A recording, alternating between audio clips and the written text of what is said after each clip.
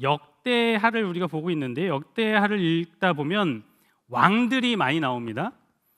역대하뿐만 아니라 사무엘서와 열왕기서에도 왕들의 이야기가 많이 나오죠. 사무엘서와 열왕기서는 선지자적 관점에서 쓰여졌다고 합니다. 그리고 역대기는요, 제사장적 관점에서 쓰여진 왕들의 이야기라고 합니다. 열왕기부터 역대하까지 왕들의 이야기를 살펴보다 보면 반복되는 내용이 하나 있는데요. 그게 뭐냐면 여호와의 보시기에 정직하게 행했지만 산당은 제하지 않았다. 뭐 그런 이야기가 나옵니다. 오늘 본문에 나오는 아사 왕도 그랬고 여호사밧도 그랬습니다. 잘 다스렸고 개혁도 했습니다. 그런데 산당은 그대로 두었다라는 것이죠. 왜 그랬을까요? 이 부분에서 우리는 질문을 하게 됩니다. 왕들이 산당을 남긴 이유가 도대체 무엇인가? 그리고 이것이 우리에게 시사하는 바가 무엇이냐라는 것이죠. 먼저 역대하의 왕들이 어떠한 사람들이었는지 우리가 살펴보길 원합니다. 역대하의 그 왕들 중에 종교 개혁을 일으킨 왕이 있는데요. 아사와 여호사밧입니다.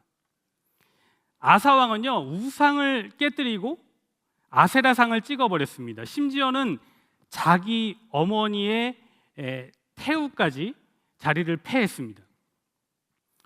여호사밧 왕은 나라 전역에 율법 교사를 보내서 백성을 가르쳤습니다. 요시야 왕은 성전을 수리했고 아마샤와 우시야 왕은 나라를 부강하게 했습니다. 그런데 이 왕들의 일생을 평가할 때 이러한 평가로 마무리되더라는 거예요. 어떻게 평가됐냐면 여호와 보시기에 정직히 행하였으나 오직 산당은 제하지 아니하였더라. 산당은 제하지 아니하였더라. 여러분, 역사는 반드시 과와 오를 평가하게 되어 있습니다. 잘한 것과 못한 것을 평가하게 되어 있습니다. 그래서 이 산당의 문제를 감추지 않고 성경은 말하고 있어요. 이 산당의 문제가 왕 하나의 문제가 아니라 여러 왕들에게 이어지면서 계속된 문제였기 때문에 그런 측면에서 볼 때 개인의 문제가 아니라 사회 전반적인 어떤 구조의 문제였던 것입니다. 먼저 우리가 산당이라는 걸 좀 살펴볼 필요가 있는데요. 산당은 히브리어로 바마라고 부릅니다. 이게 복수로 쓰면 바못입니다. 높은 곳들이라는 그런 뜻을 가지고 있어요. 그러니까 언덕 위에 제단을 쌓고 그리고 돌로 만든 기둥을 세우고 그리고 그 주변에서 제사를 드렸습니다. 그런데 이 산당에서 드리는 제사가 반드시 우상을 섬기는 그런 것만은 아니었습니다. 고대의 어떤 사람들은 이 산당에서 여호와 하나님께 제사도 드렸습니다.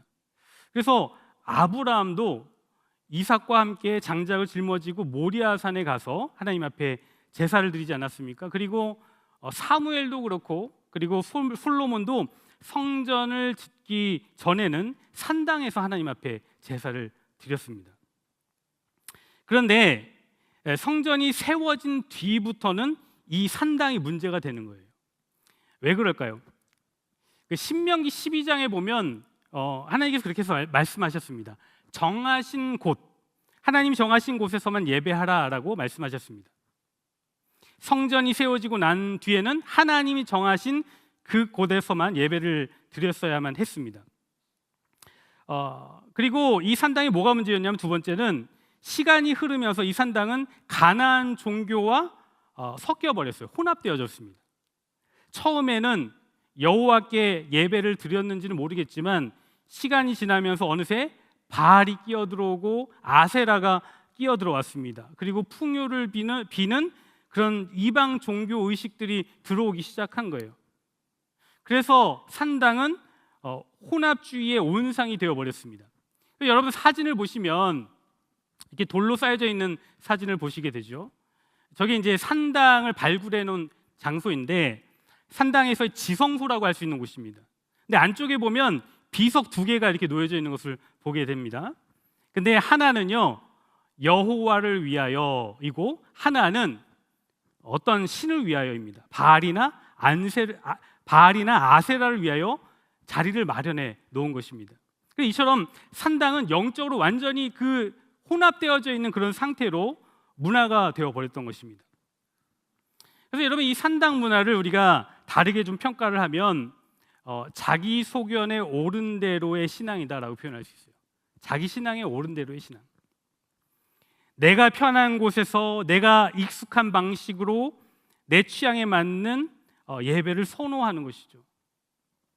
하나님이 정한 곳이 아니라 내가 정한 곳에서의 예배로 바꾸어 버리는 것입니다. 쉽게 비유하면 좀 이렇게 표현할 수 있을 것 같아요. 우리가 이런 코로나 팬데믹이 터졌을 때 우리가 어쩔 수 없이 예배를 어떻게 전환했습니까? 온라인으로 전환을 했죠. 온라인으로 전환을 했습니다. 어쩔 수 없는 선택이었어요. 그런데 코로나 팬데믹이 종식된 후에 교회로 돌아와야 하는데 성도들이 돌아오지 않는 거예요. 여러분들도 아시다시피 아직도 꽤 많은 퍼센트지의 성도들이 교회의 예배에 돌아오지 않고 있습니다. 그리고 여전히 온라인으로 예배를 드리면서 자기는 하나님 앞에 예배를 드리고 있다라고 이야기를 합니다. 그러나 이거는 분명히 옳지 않다라는 거예요. 여러분, 예배는요, 예수 그리스도를 구주로 영접한 성도들이 함께 모여서 하나님께 인격적인 예배를 올려드리는 것, 그것이 예배입니다. 하나님께서 우리에게 행하신 그 위대한 일들을 우리가 상기하며 주님의 그 은혜를 노래하며 찬양하며 함께 예배하고 주님을 높여드리는 것이 바로 예배입니다. 아멘이십니까? 우리가 함께 모여서 예배하는 것이 참된 예배인 것입니다. 그래서 여러분, 온라인은 임시방편에 불과한 거예요. 그러나 편의성 때문에 내 소견에 옳은 대로의 예배를 선택을 하고 하나님 앞에 올려드리는 그런 모습, 그것이 바로 산당의 모습이라는 것입니다. 여기서 우리가 이런 질문을 하게 됩니다. 아사는 왜 다른 우상은 다 치우면서 산당만은 치우지 못했는가? 여호사밧은 왜 율법 교사까지 보낼 정도로 열심히였으면서 산당만은 손을 대지 못했는가? 성경은 이것에 대한 해답을 명확하게 이야기해 주진 않지만 우리는 어느 정도 추측할 수 있습니다. 산당 문화가 백성들의 일상 그리고 국가 전체에 깊숙이 침투해져 있었기 때문인 것입니다. 동네마다 산당이 하나씩 있었고 사람들은 거기에서 기도했고 거기에서 서원을 했고 거기에서 자식의 풍요를 빌었고 그리고 가정의 평안을 빌었습니다. 그것을 다 허물어 버리면 백성들이 그간 해왔던 그 종교 시스템이 붕괴되고 반발이 일어나니까 그래서 왕들은 그 정도로 두어야겠다라고 한 것입니다. 이 정도면 괜찮겠지. 그렇게 남겨둔 것이 왕조 내내 전체적으로 남게 되어버린 문화가 되었습니다. 핵심은 이것입니다. 우리가 외적인 개혁은 가능합니다. 우상도 깨뜨릴 수 있고 환경도 바꿀 수 있습니다. 그러나 내면의 산당, 해이해지는 내면의 산당, 즉 예민하여서 건들기 힘든 산당의 문제는 끝내 처리하지 못하더라라는 것입니다. 이것이 역대하의 왕들이 겪은 인간의 한계였고 저와 여러분들이 겪고 있는 한계라는 것입니다. 여기서 우리가 자신을 좀 들여다보고 반추해 봐야 할 것이 있습니다. 왕들이 산당을 제거하지 못한 것은 역대하만의 이야기가 아니라 바로 저와 여러분들의 이야기라는 것입니다. 우리 안에도 버리지 못하는 산당이 있다는 거예요. 여러분, 어떤 것이 있을까요? 여러분, 우리는 예수 믿는 사람들이에요. 예배도 잘 드립니다. 기도도 하고 리딩 지저스도 합니다. 큐티도 하고 그리고 헌금도 합니다. 그리고 오늘 여러분들은 수요 예배도 나오셨잖아요. 얼마나 훌륭합니까? 그죠? 수요 예배도 나오셨습니다. 이 정도 되면 여러분 더 이상 큰 죄는 짓지 않습니다. 술, 도박, 불륜, 사기 이런 눈에 띄는 죄는 짓지도 않습니다. 그런데 제가 여쭤볼게요. 하나님과 여러분들만 알고 있는 그 씻지 못한 죄가 있으십니까? 없으십니까? 아무도 없으시군요. 우리가 말을 못 꺼내는 것이죠. 그죠? 부끄러워서. 우리가 나도 알고 하나님이 아시는, 남들에게 내놓기 힘든, 그리고 그렇지만 이게 끊어지지 않는 연약함, 죄가 남아 있는 것이죠. 그것이 우리의 산당인 것입니다. 그것이 우리 마음 가운데 남아 있는 것입니다. 구체적으로 어떤 모습일까요? 여러분, 어떤 사람에게는 그게 체면입니다. 하나님보다 사람의 눈을 더 의식하여서 하나님을 섬기는데 방해가 됩니다. 어떤 사람에게는 인정 욕구예요. 칭찬받지 못하면 견디지 못해요. 그래서 교회 안에서도 칭찬받느라 다른 사람들과 등을 집니다. 어떤 사람에게는 통제욕, 권력욕이 또 하나의 산당이죠. 그래서 내 뜻대로 통제하고 모든 걸 핸들링해야 돼요. 그래서 여러분, 집에서 온 가족들을 막 들들 볶죠. 애들을 들들 볶죠. 왜? 내가 통제를 해야 되니까. 교회에서도 세워진 의사결정 기관이 있음에도 불구하고 질서를 거스르면서 내가 휘어잡아야 하는 그런 일들이 벌어집니다. 모든 것이 내 손 안에 있어야 한다는 것이죠. 결국 이러한 것들 때문에 이웃과의 관계, 그리고 교회의 그 관계들이 깨져버리게 되는 것입니다. 어떤 사람에게는 안락함입니다. 편안한 것을 포기할 수 없어서 매번 순종을 미룹니다. 다음에요. 그러다가 하나님 앞에 섬길 수 있는 그 기회를 잃어버리게 되는 것이죠. 어떤 사람에게는 오래된 종교적 습관입니다. 몇십 년 믿어온 습관 때문에 하나님을 섬기는 일이 방해가 됩니다. 이러한 것들을 끊어야 한다는 것을 알면서도 계속 반복되고 또 반복되고 돌아오는 그런 일들이 계속 반복되고 있는 것이죠. 여러분, 우리는 이런 것들을 보면서 우상으로 생각하지 않을지 몰라요. 이건 우상이 아니라 그냥 작은 산당에 불과하다 생각하는 것입니다. 그리고 스스로에게 이야기를 하죠. 이 정도는 괜찮아. 다른 사람들도 다 그렇게 살아. 다음부터 바꾸지 뭐. 그러면서 수년이 흐르고 10년이 흐르고 결국은 어떻게 됩니까? 주님 오시는 그날까지 바꾸지 못하고 주님 만나게 되는 것입니다. 여러분, 그렇게 우리에게 산당이 남아 있는 것입니다. 사도 바울도 이러한 경험을 솔직하게 고백했습니다. 내가 원하는 바 선은 행하지 아니하고 도리어 원하지 아니하는 바 악을 행하는도다. 의지가 없어서가 아니라는 거예요. 마음은 원하지만 몸이 따라가지 않는다라는 거예요. 아는데 상황이 되지 않더라는 것입니다. 그래서 바울은 이렇게까지 이야기합니다. 오라 나는 곤고한 사람이로다. 이 사망의 몸에서 누가 나를 건져내랴. 인간의 한계라는 것입니다. 도무지 해결할 수 없는 그런 문제에 부딪혀 있다는 것입니다. 역대하의 왕들도 그랬고 사도 바울도 그랬고 오늘날 저와 여러분들도 마찬가지로 이러한 일에 지금 부딪혀 있게 되는 것입니다. 여러분, 이런 한계에 부딪힐 때마다 우리는 뭔가 해보려고 하죠. 믿음으로 한번 제대로 살아보자 결단합니다. 제대로 신앙생활 한번 해보려고 많은 것들을 시도를 합니다. 기도도 하고 금식 기도도 하고 서원도 하고 다짐도 여러 번 합니다. 그런데 그 시도가 어떻게 됩니까? 번번이 실패합니다. 우리의 산당이 여전히 남아있는 것이죠. 왜 그럴까요? 문제는 우리가 하려고 하기 때문이죠. 우리가 스스로 하려고 하기 때문에 실패하는 것입니다. 우리가 스스로 하려고 하는 세 가지를 제가 한번 정리를 해봤습니다. 첫 번째는 우리는 우리의 힘으로 완전한 성전을 세우려 한다라는 것입니다. 여러분, 솔로몬이 성전을 지었습니다. 최고의 재료를 가지고 지었어요. 백향목과 금과 은과 보석으로 성전을 지었습니다. 당대에 상상할 수 없는 최고의 자재를 가지고 성전을 지었습니다.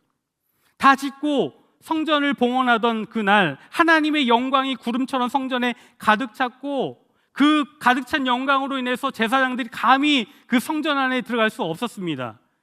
그런데 그 영광스러운 성전이 결국은 어떻게 되었습니까? 역대하 36장 19절에 보면 하나님의 전을 불사르며 예루살렘 성벽을 헐며 그 모든 궁실을 불사르며 그 모든 귀한 그릇들을 부수고 가장 좋은 재료로 지은 가장 거룩한 하나님의 집이 침략자들에 의해서 굴욕을 당했고 무너지게 되었습니다. 여러분, 우리도 스스로 자기의 성전을 지으려 하는 것이 문제입니다. 말씀과 기도로 경건한 가정을 세우려고 우리 노력을 하죠. 규칙적인 큐티와 새벽 기도로 스스로 성전을 세우려고 합니다. 여러분, 제가 며칠 전에 금식 기도를 좀 해보려고 했습니다. 제가 30대 초반에 10일 금식을 했던 기억이 있어요. 그래서 그때 추억이 생각나고 뭔가 영적으로 좀 쇄신이 좀 필요하겠다라는 생각이 들어서 금식 기도를 해야겠다라는 생각이 들었습니다. 그래서 하루를 굶기 시작했어요. 하루를 굶었어요. 그런데 하루를 굶었더니 기력도 없고 두통도 밀려오고 일상에 온통 집중이 되지 않는 거예요. 그런데 배가 고프니까 이제 아내한테도 막 짜증을 내기 막 시작하는 거예요. 근데 여러분, 금식의 목적이 뭐예요? 거룩이잖아요. 그죠? 금식의 목적이 경건입니다. 그런데 더 예민해지는 그 저 자신을 보면서 일단 금식을 보류했습니다. 보류했어요. 여러분, 우리가 우리의 의지로는 거룩하지 못하다는 것입니다.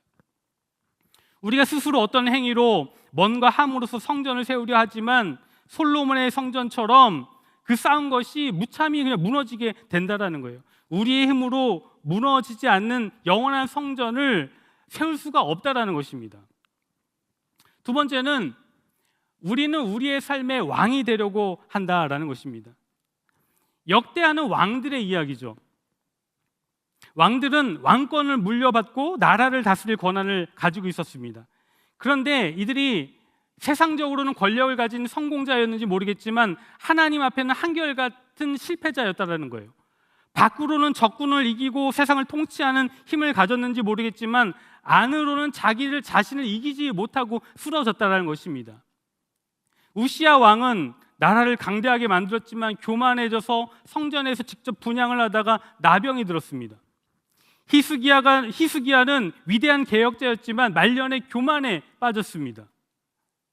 그리고 요시야는 역사상 가장 위대한 개혁자라고 평가를 받았지만 전쟁에서 잘못된 판단으로 전사했습니다. 결국 왕들의 그 실패를 성경은 이야기하면서 무엇을 얘기하는가? 결국 하나님 앞에서 완전한 왕, 하나님 앞에서의 참 왕은 이 세상에 없다라는 것입니다. 우리는 자기가 왕이 되려는 것을 내려놓아야만 합니다. 우리는 자신의 삶을 주도권을 가지고 나아가려는 그 왕의 의식을 내려놓아야만 합니다. 감정과 의지, 미래 모든 것의 왕이 되려고 하는 그 모든 것을 내려놔야만 합니다.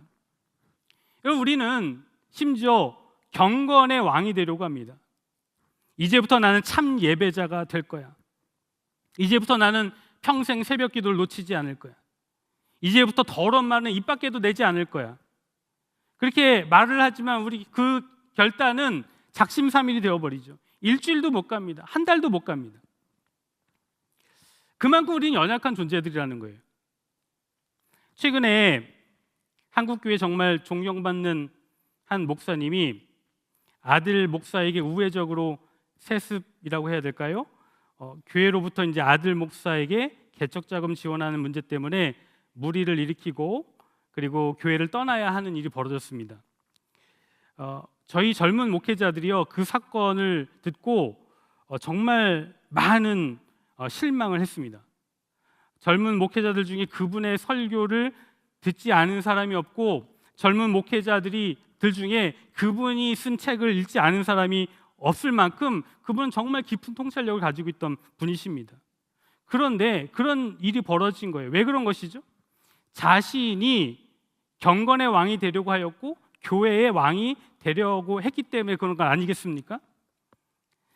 사도 바울의 말 그대로입니다. 원하는 바 선은 행하지 못하고 원하지 않는 악을 행하는도다. 내 마음 하나조차 뜻대로 다스리지 못하는 것이 바로 우리라는 것입니다. 우리는 삶의 왕이 되려 하지만 결코 될 수 없다라는 것이죠. 세 번째, 우리는 스스로 중보자가 되려 한다라는 것입니다. 솔로몬은 성전을 봉헌하면서 긴 기도를 하나님 앞에 올려드렸어요. 이스라엘 백성들이 하나님 앞에 앞으로 짓게 될 죄들을 미리 내다보면서 이 성전을 향하여 백성들이 기도할 때 하나님 그들을 긍휼히 여겨주시고 그들의 기도를 들어주십시오라고 간절한 마음으로 간구했습니다. 왕의 눈으로 정말 하나님 앞에 드릴 수 있는 간절한 중보의 기도를 올려드렸던 것이죠. 그런데 이 기도를 드린 솔로몬은 어떻게 됐습니까? 결국 자기 자신이 우상에 빠졌습니다. 중보가 필요한 사람이 되어버린 것이죠. 우리가 하나님 앞에 문제가 있다라면 기도를 해야 합니다. 그런데 기도를 자기의 의로 여기고 의로운 기도로 문제를 해결하려고 하는 것, 그것이 문제가 된다라는 거예요. 내가 더 많이 기도하면, 더 간절히 기도하면 이 문제가 해결될 것이다 라고 생각하는 것. 여러분, 기도는 정말 귀한 일이죠. 그러나 이것이 또 하나의 의가 된다면 기도의 교만, 경건의 교만에 빠지게 된다는 것입니다. 우리는 우리 자신이 중보자가 될 수가 없습니다. 왜냐하면 우리가 죄 아래에 있기 때문이고, 오직 예수 그리스도 한 분만이 우리의 유일한 중보자 되시기 때문입니다. 그것을 믿고 나아가는 저와 여러분 되기를 간절히 소망합니다. 여기에서 중요한 질문을 하나 던지게 됩니다. 우리는 완전한 성전을 세울 수 없고, 또 우리는 왕이 될 수 없습니다. 우리는 스스로 중보자가 될 수 없습니다. 그렇다면 우리는 어떻게 해야 한다는 것입니까? 그러면 우리는 삶의 경건을 포기해야 하는 것입니까? 너나 나나 죄인이고 우리가 아무리 노력해도 이 죄의 문제를 해결할 수 없다라고 한다면 우리는 이 부분을 포기한 채 그냥 산당을 떠안고 그냥 살아가야만 하나요? 그런데 성경은 아니라고 분명히 이야기합니다. 완전할 수 없다라는 말이 포기하라는 말이 아니라는 것이죠. 그래서 성경은 오히려 우리 보고 이렇게 말씀하시죠. 하나님이 내가 거룩하니 너희도 거룩할지어다 말씀하셨습니다. 너희 몸이 하나님이 거하시는 성전이 아니더냐, 너희가 새로운 피조물이 아니더냐, 그렇게 말씀하셨습니다. 그래서 복음은 거룩을 포기하라고 말한 적이 없습니다. 오히려 더 거룩하라라고 말씀을 하셨습니다.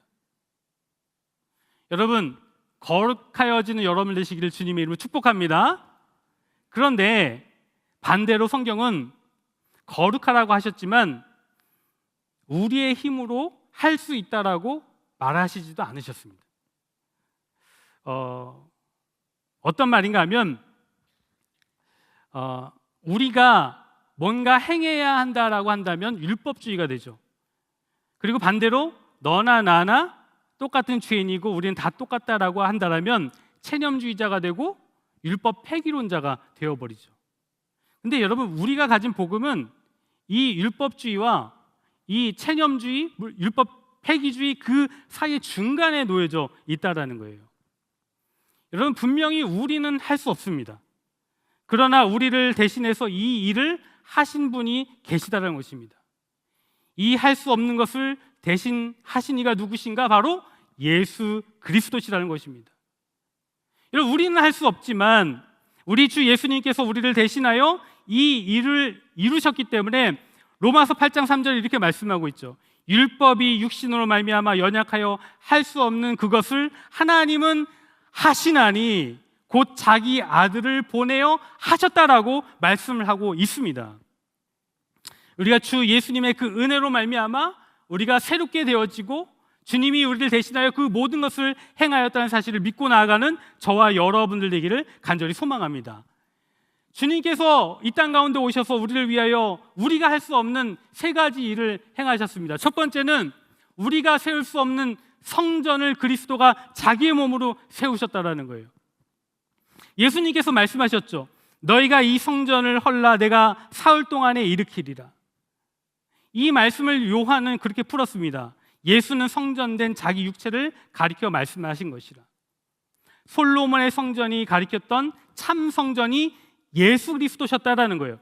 그래서 이 성전은 무너진 뒤에 다시 일어서게 되는데 십자가 위에서 허물어졌지만 죽으신 지 3일 만에 다시 부활하심으로 말미암아 주님의 성전을 다시 일으켜 세우셨다라는 것입니다. 그리고 성령이 오심으로 말미암아 그 성령이 우리 안에 거하심으로 우리 몸이, 우리 삶이 하나님이 거하시는 성전이 되었다라고 말씀하고 있습니다. 저와 여러분들은 하나님이 거하시는 성전인 줄 믿습니다. 무너진 것을 주님이 세우셨다라는 것입니다. 두 번째는 우리가 될 수 없는 왕이 되어 주셨다는 것입니다. 여러분, 예수님이 이 땅 가운데 오실 때 천사가 마리아에게 나타나서 예언했죠. 그는 큰 자가 되고 지극히 높으신 이의 아들이라 일컬어질 것이요 주 하나님께서 그 조상 다윗의 왕위를 그에게 물려주시리니 영원히 야곱의 집을 왕으로 다스릴 것이며 그 나라가 무궁하리라. 역대하의 그 실패한 왕들이 아닌 참 왕으로, 영원한 왕으로 예수 그리스도께서 이 땅 가운데 오셨다라고 말씀하고 있습니다. 그래서 하나님께서는 하늘과 땅의 모든 권세를 예수 그리스도께 주셨고, 모든 무릎을 예수의 이름 앞에 꿇게 하셨고, 만왕의 왕, 만주의 주로 오셨을 뿐만 아니라 다시 오셔서 온 세상을 다스리시는 줄 믿습니다. 우리가 그것을 기다리고 있는 것이죠. 세 번째는 우리가 될 수 없는 중보자가 되어주셨다는 것입니다. 히브리서는 말합니다. 그러므로 우리에게 큰 대제사장이 계시니 승천하시니 곧 하나님의 아들 예수시니라.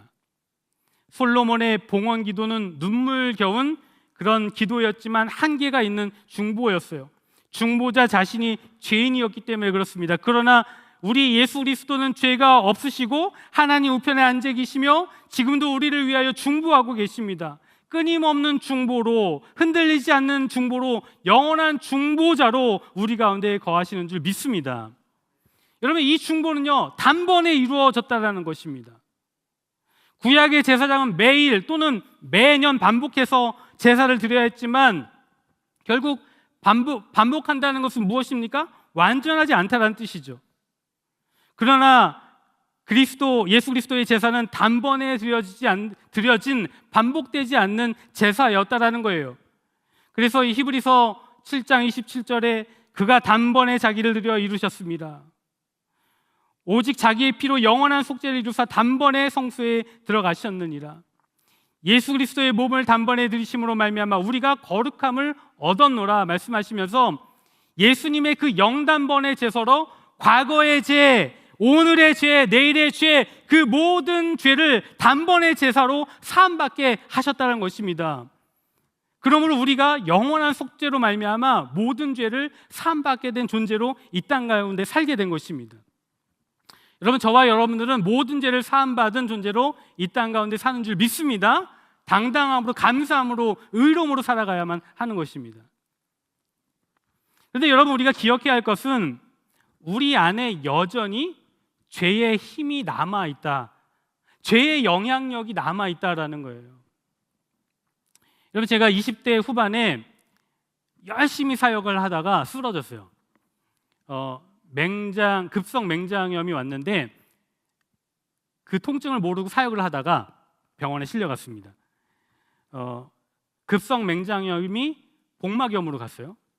그래서 병원에서 수술을 받고 15일을 입원했습니다. 근데 지금 건강합니다. 아주 건강합니다. 그런데 제가 건강검진을 받을 때마다 내시경 하시는 분들이 이런 이야기를 해요. 선생님, 장에 협착이 있는 거 아세요? 이렇게 묻습니다. 장들이 이렇게 붙어 있다라는 거예요. 흔적이 남아 있다라는 거예요. 조심해야 된다라는 이야기를 합니다. 아직 그 복막염의 흔적이 몸에 남아 있다라는 것이죠. 여러분, 죄의 영향력이 그런 것입니다. 산당이 바로 그런 것이라는 것입니다. 아직 그 영향력이 우리 가운데 남아 있다라는 것입니다. 그래서 우리는 그 남아 있는 영향력과 지금 싸워야 하는 것입니다. 어떻게 싸울 수 있습니까? 예레미야와 에스겔은 이런 예언을 했습니다. 새 언약에 대한 예언입니다. 내가 이 법을 그들의 속에 두며 그들의 마음에 기록하여 또 새 영을 너희 속에 두고 새 마음을 너희에게 주되 너의 육신에서 굳은 마음을 제거하고 부드러운 마음을 줄 것이며 또 내 영을 너희 속에 두어 너희로 내 율례를 행하게 하리니. 핵심은 이겁니다. 옛 언약은 돌판에 새겨져 있었지만 새 언약은 어디에 새겨진다고요? 우리의 마음에 새겨진다라는 것입니다. 그리고 우리 안에 성령께서 역사하신다라는 것입니다. 역대하의 그 왕들은 자기의 의지로 산당을 치우려 했습니다. 그래서 실패를 했죠. 그러나 신약을 살아가고 있는 우리 성도들은 우리 안에 남겨진 산당들과 마주하게 될 때 내주하시는 성령께서 역사하심으로 우리 안에 있는 산당을 내가 치우는 것이 아니라 성령께서 내 마음에 하나하나 헐어가시는 그 역사를 경험하게 된다라고 말씀하고 있는 것입니다. 여러분, 성령께서 여러분들의 산당을 제거하여 주실 줄 믿습니다. 여러분들의 산당을 주님께 맡기십시오. 주님이 하시도록 맡기십시오. 하나님이 하시도록 맡겨드리십시오. 그러면 성령님이 개입하시고 성령님이 여러분들의 산당을 하나하나 허물어 가실 줄 믿습니다. 주께 맡기라, 그리하면 모든 것을 이루시리라. 아멘이십니까? 여러분, 그러면 오늘 우리는 무엇을 해야만 합니까? 히브리서 4장 16절입니다. 우리 한 목소리로 같이 읽어보겠습니다. 시작. 그러므로 우리는 긍휼하심을 받고 때를 따라 돕는 은혜를 얻기 위하여 은혜의 보좌 앞에 담대히 나아갈 것이니라. 담대히 나아갈 것이니라. 헬라어로 파레시아입니다. 숨기지 않고 말할 수 있는 자유를 말합니다. 눈치 보지 않고 체면 차리지 않고 있는 그대로 말할 수 있는 자유. 그래서 우리가 은혜의 보좌 앞에 담대히 나아간다는 것은 무슨 말인가 하면 산당을 다 치운 후에 나아간다는 것이 아니라 산당이 남아있는 채로 바로 그 산당을 들고 주님의 보좌 앞에 담대히 나아가는 것을 이야기를 합니다. 많은 성도들이 이 문제 때문에 멈춥니다. 이 죄를 해결한 다음에 가야 되는 것 아닙니까? 좀 더 거룩하여진 후에 나아가야 하는 것 아닙니까? 그런 마음에 멈춰섭니다. 그러나 여러분, 그 다음은 절대로 오지 않는다라는 것입니다. 여러분, 우리의 힘으로는 해결되지 않습니다. 우리가 보좌 앞에 있는 모습 그대로 우리의 짐을 지고 나아가면 주님 보좌 앞에 나아갈 때 누가 일하시는가? 바로 성령님이 일하신다라는 것입니다. 아멘이십니까? 성령님이 그 산당을 하나하나 헐어 가신다라고 말씀하고 있는 것입니다. 이런 몸이 아픈 사람이 다 나은 뒤에 병원에 가면 무슨 소용이 있겠어요? 아픈 채로 가는 거예요. 아픈 채로 의사 앞에 나아가면 의사가 진단하고 약을 주고 처방하고 그것을 치유해 나가는 것이죠. 여러분, 산당이 있는 채로 의원 대신 주님 앞에 나아가면, 주님 보좌 앞에 나가면 주님이 치료하여 주시는 줄 믿습니다. 역대하는 이렇게 끝납니다. 모든 것이 무너진 자리에서 페르시아 왕 고레스 입을 통하여 선포합니다. 너희 중에 그의 백성된 자는 다 올라갈지어다. 너희 하나님 여호와께서 함께 하시기를 원하노라. 그의 백성된 자는 다 올라갈지어다. 이 명령이 오늘 우리에게 임하고 있습니다. 내 안에 산당의 문제로 주저앉아 있는 자들, 반복되는 실패 문제 때문에 지쳐 있는 자들에게 주님은 말씀하고 있습니다. 다 올라갈지어다. 그리스도께 다 올라갈지어다. 은혜의 보좌 앞에 담대히 다 올라갈지어다. 아멘이십니까? 여러분, 우리에게 왜 산당이 아직 남아 있습니까? 산당을 들고 은혜의 보좌 앞에 나아가 예수 그리스도의 이름으로 해결받는 그 은혜를 경험하게 하시기 위해서인 것입니다. 여러분 안에 있는 산당을 가지고 막연하게 하나님, 나는 죄인입니다라고 하기보다 구체적으로 이것이 내 산당입니다라고 고백하며 또 이 예배 가운데 은혜의 보좌 앞에 그 산당의 문제를 가지고 나아갈 때 성령께서 우리 마음 가운데 있는 이 산당의 문제를 하나하나 해결하시고 헐어가시는 능력을 경험할 줄 믿습니다. 오늘 이 예배 가운데도 찬양하고 또 기도할 때에 그 놀라운 하나님의 은혜를 경험했으면 좋겠습니다. 이 시간 우리 함께 찬양했으면 좋겠습니다.